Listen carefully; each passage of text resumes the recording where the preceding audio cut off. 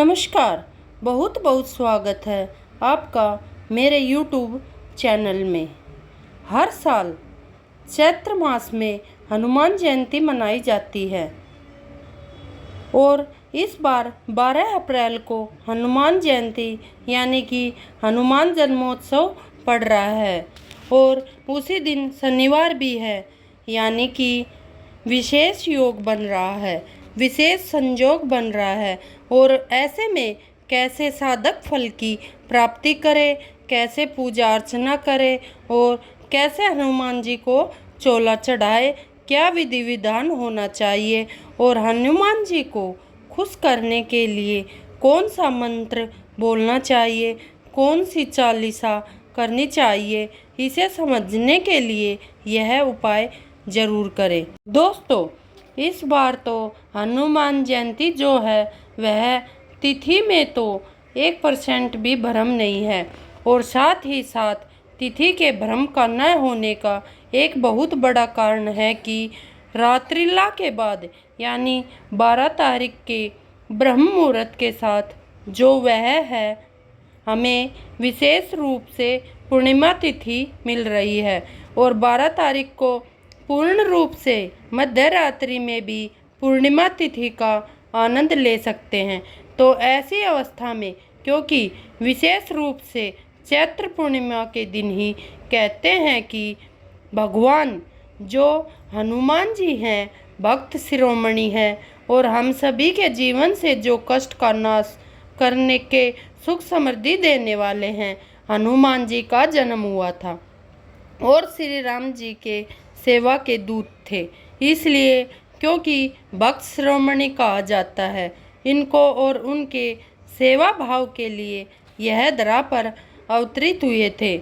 ऐसे में जो विशेष रूप से चैत्र रामनवमी पर भगवान श्री राम के साथ उत्सव शुरू होता है, उसका मुख्य रूप से हनुमान जी के जन्मोत्सव के साथ ही इस जो खुशियों का वह है पूर्णता ली जाती है। दोस्तों, हनुमान जयंती क्यों मनाई जाती है और इसके बाद हम जानेंगे कि मुहूर्त क्या है, पूजा विधि क्या है।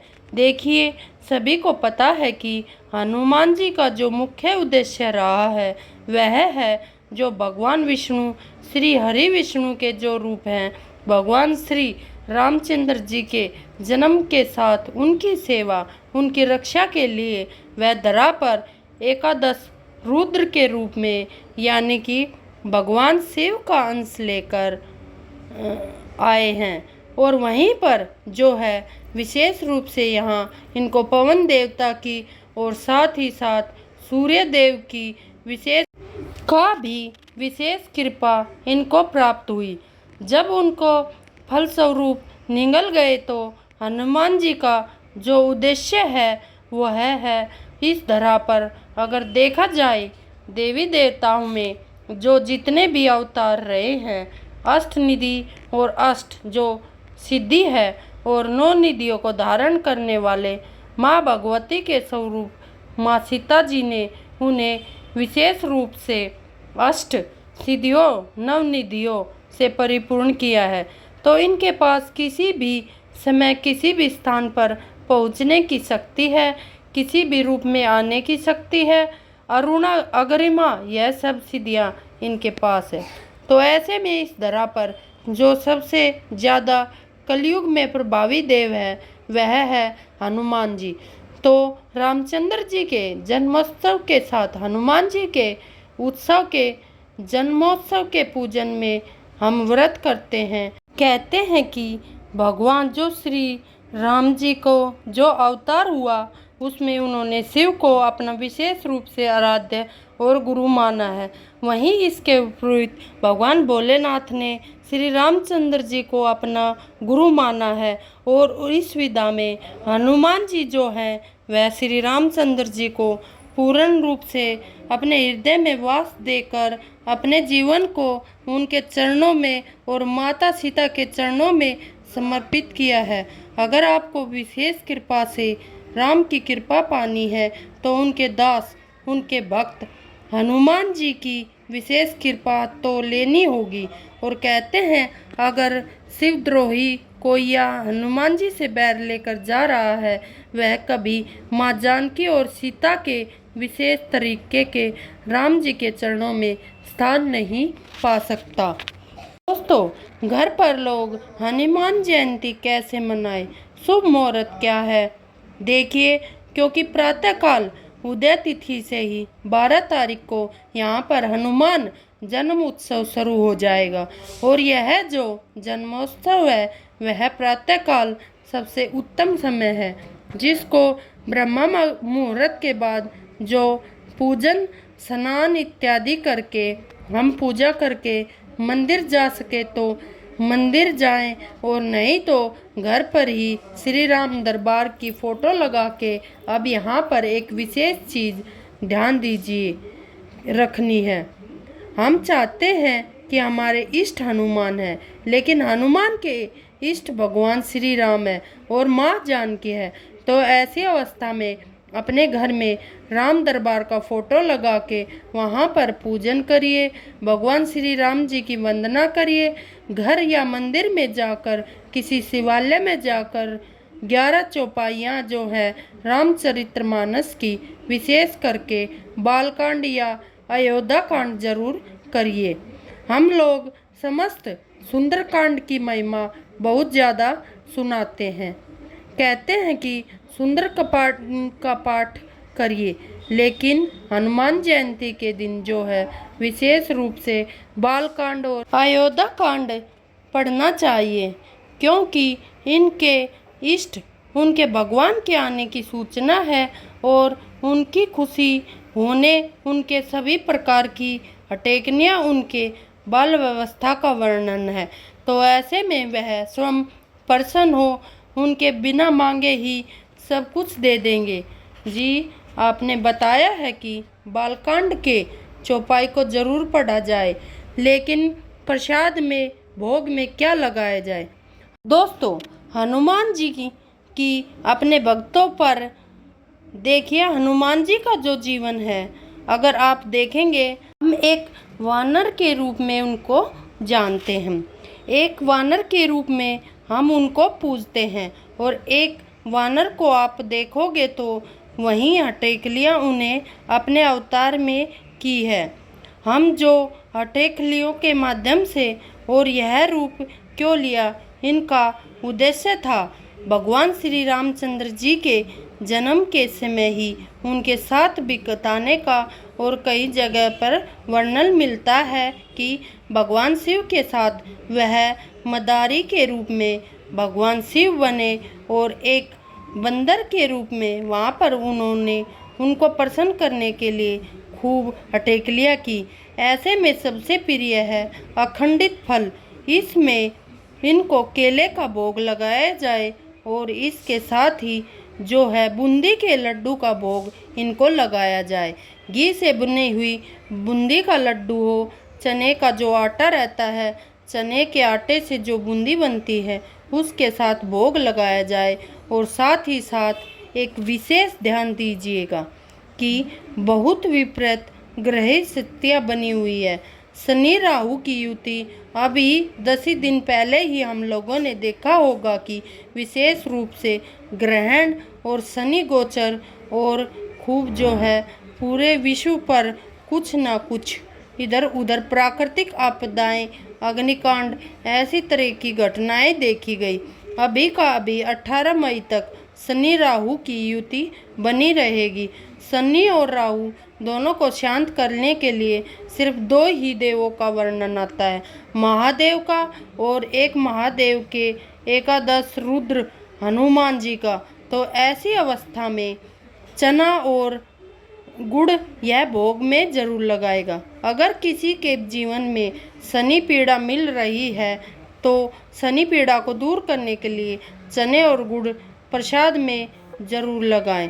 आपकी कृपा हनुमान जी पर बरसती रहेगी, क्योंकि 12 अप्रैल शनिवार के दिन हनुमान के लिए यह समर्पित दिन कहा जाता है। देखिए, जैसे ही शनिवार का दिन का नाम आता है, यह दिन ही विशेष रूप से 2 ही भगवानों का नाम लिया जाएगा। दो ही पूजनीय होते हैं, एक शनि देवता और एक हनुमान देवता जी। लेकिन जैसे ही शनिदेव का स्मरण आता है, तुरंत बजरंग बली के मन में स्मरण शुरू हो जाता है और कहते हैं कि भगवान बजरंग बली जी का, हनुमान जी का स्मरण मात्र से ही शनि पीड़ा दूर हो जाती है। शनिवार के दिन हनुमान जयंती का पढ़ना यह अत्यंत शुभकारी है। और जो विपरीत समय पड़ रहा है, देखिए मीन राशि में 5 ग्रह का यहाँ पर संयोग बना हुआ है। पांचप ग्रह जो हैं बैठे हुए रहेंगे, शनि, राहु, बुध, शुक्र। और विशेष रूप से यहाँ एक चीज़ देखने वाली रहेगी कि शनि राहु की युति है, जो वैसे ही भयंकर है, क्योंकि इसको एक युति कहते हैं। और इस समय में आप देखेंगे कि किसी न किसी प्रकार से उथल पुथल मची हुई है, बड़े परिवर्तन हो रहे हैं। हनुमान जयंती के दिन हनुमान जी को चोला जरूर चढ़ाएं। हनुमान जी को कौन से कलर का चोला चढ़ाना चाहिए? जो हनुमान जी को प्रिय है वह चोला हनुमान जी को चढ़ाना चाहिए। जो हनुमान जी को प्रिय है जी, जो हमारे सनातन शास्त्र में जिसको सिंदूर की वास्तविक मान्यता है, वह है पीला सिंदूर। पीला सिंदूर यही कारण है कि जब आप नवविवाहित स्त्रियों को देखते हो, जो सिंदूर दान होता है भारतीय सनातन परंपरा में, वह है पीले सिंदूर के साथ ही कराया जाता है। ऐसी अवस्था में पीला सिंदूर, साथ ही साथ उसमें चमेली का तेल, और इस दिन हनुमान जयंती के दिन हनुमान जी की आराधना करने के साथ साथ चमेली का इत्र जो है शिवलिंग पर लेप किया जाए और अति उत्तम हो जाएगा। किसी भी प्रकार का कुंडली में दोष हो, मंगल से दोष हो, तो हनुमान जयंती यह वरदान साबित होने वाली है। आप सभी के लिए वरदान कैसे होगा? अगर किसी प्रकार का मंगल दोष होता है, उस दिन हम खास करके शनि प्रभाव में जो हम अगर आराधना करते हैं शिव की या फिर हनुमान जी, उनको चोला चढ़ाकर वहाँ पर चंदन या इत्र या फिर शिवलिंग पर चंदन का लेप करते हैं, तो हर प्रकार का अरिष्ट और अवकाल दोष दूर हो जाता है। हमारे जीवन से सारी पीड़ाएं दूर हो जाती है। हनुमान जयंती के दिन हमें यह काम जरूर करना चाहिए। अगर दोस्तों भगवान हनुमान की कृपा अपने भक्तों पर बनी रहे, तो ऐसे में हमें क्या करना चाहिए? सबसे उत्तम उपाय है कि कहते हैं कि हनुमान जी की जो प्रसन्न होते हैं वह श्री राम जी के गुणगान से होते हैं। और इसलिए विशेष रूप से पूजा पाठ के बाद तुलसीदास जी ने हर जगह पर जो प्रथम स्मरण श्री राम जी की वंदना करके किया है, इसलिए आप अपने घरों में जो है विशेष रूप से हनुमान जी की एक छोटी सी चांदी की मूर्ति रखें। चांदी की न संभव हो सके तो अष्ट धातु की भी रख सकते हो। और साथ ही श्री राम परिवार की स्थापना करें। माता जानकी को वहाँ पर लक्ष्मण जी के साथ बिठाए, क्योंकि वह कहते हैं कि शास्त्र के अनुसार वह शेषनाग के अवतार हैं और धरती का जो है वह विशेष रूप से एनर्जी है, इसको बैलेंस करने का काम करते हैं। तो वहाँ पर श्री राम का फोटो जरूर लगा दें। उनके चरणों में हनुमान जी की एक छोटी सी मूर्ति रख के और आप उस पर पीला सिंदूर अर्पण करके अयोध्या कांड का पाठ परिवार के साथ आप करते हैं, तो आपके परिवार में, आपके कुटुंब में किसी भी प्रकार की दिक्कत, वास्तु दोष या किसी तरह की नकारात्मक ऊर्जा हो तो उसका नाश होगा और आपके लिए शुभ रहेगा। और एक विशेष क्रिया है, रात्रिला में घी का चौमुखी दीपक अपने घर के मंदिर में जला दीजिए। रात्रि का अभिप्राय अगर जो है माहिनीस काल में आप करते हो तो अति उत्तम है। लगभग 11:40 के बाद जो समय होता है उसको महानीस समय कहा जाता है। हम कहते हैं कि अगर दिन डूबने के बाद प्रदोष काल के साथ ही कर सकते हैं, चौमुखी दीपक जलाकर अपने लीजिए और बैठ के ओम हरि मरकट मरकट मरकटाय स्वाहा इस मंत्र का जाप करें, तो आपके जीवन में, आपके जन्म कुंडली में किसी भी तरीके का रोग या अकाल दुर्घटना हो तो दूर हो जाएगा। इस दिन आप सुंदरकांड, बालकांड और अयोध्या कांड भी पढ़ सकते हैं। जहाँ भी श्री राम जी का नाम आता है वहाँ श्री राम स्मरण करना शुरू कर देते हैं। हम वहाँ पर स्वतः ही बजरंगबली स्थान लेकर सर्वोपरि होकर बैठ जाते। दोस्तों, कहते हैं कि अगर गलती से भी आपने दिन में एक बार भी राम जी का नाम ले लिया तो बजरंगबली प्रसन्न होकर स्वतः ही आपके कष्टों से आपको मुक्त कर देते हैं। तो राम नाम का जो जाप है वह सर्वोत्तम है और इसके साथ ही विशेष रूप से राम रामाय नमः यह आप जाप करिए और इसके साथ ही आप जो हैं हनुमान जी से भी वंदना करिए। हे प्रभु, मैं शरणागत हूँ आपके और प्रभु राम के चरणों में मुझ पर आप विशेष कृपा करिए। बस कुछ लोग व्रत रखते हैं हनुमान जयंती वाले दिन, तो किन चीज़ों का ध्यान रखना चाहिए, कैसे व्रत को खोलना और क्या वह ग्रहण कर सकते हैं। उस दिन देखिए शनिवार का दिन है और विशेष रूप से शनिवार के दिन यह हनुमान जयंती पढ़ने से एक विशेष ध्यान दीजिएगा कि एक साथ दो व्रत का पुण्य यहाँ पर मिलेगा। एक तो शनिवार का व्रत और दूसरा बजरंगबली के लिए भी आज, क्योंकि उनका जन्मोत्सव है तो उनके जन्म के उपलक्ष्य में आप रखेंगे व्रत। और जब आप हनुमान जयंती का व्रत रखेंगे शनिवार के दिन सेंधा नमक से व्रत खोलना अनिवार्य होता है। लेकिन अब आप यहाँ पर हनुमान जी का व्रत रखे हुए हो और हनुमान जी के व्रत में नमक नहीं खाया जाता।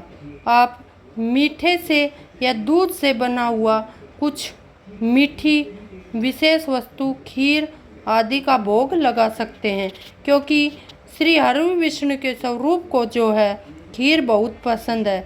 सबसे पहले रामचंद्र जी को खीर का भोग लगाए, उसके बाद आप जाकर हनुमान जी के चरणों में वह खीर रखिए। पहले आप श्री राम जी को भोग लगाना मत भूलिएगा, सीधा आप हनुमान जी के चरणों में मत रखिएगा। और जब हनुमान जी को आप भोग लगा दे, जो भी आपने बनाया है, नमक का सेवन नहीं करना चाहिए, मीठा भोजन किया जाएगा। जो भी आप हनुमान जी के चरणों में समर्पित करें उसी को लेकर एक साथ बैठकर मीठे भोजन का आप पान करिए और वहीं से व्रत अपना उसी रात में, पूर्णिमा की रात्रि में आप खोलिएगा। इसमें अपनी सच्ची भक्ति जरूर होनी चाहिए, क्योंकि भगवान जो हनुमान है वह श्री राम जी की सच्चे दिल से सेवा करते थे। तो इसलिए आप भी हनुमान जी की सच्चे दिल से सेवा कीजिएगा। तो दोस्तों, यह हनुमान जी का व्रत खोलने का तरीका है। दोस्तों, वीडियो कैसा लगा? अगर अच्छा लगा हो तो लाइक करें, चैनल को सब्सक्राइब करें और कमेंट बॉक्स में जय बजरंगबली ज़रूर लिखें।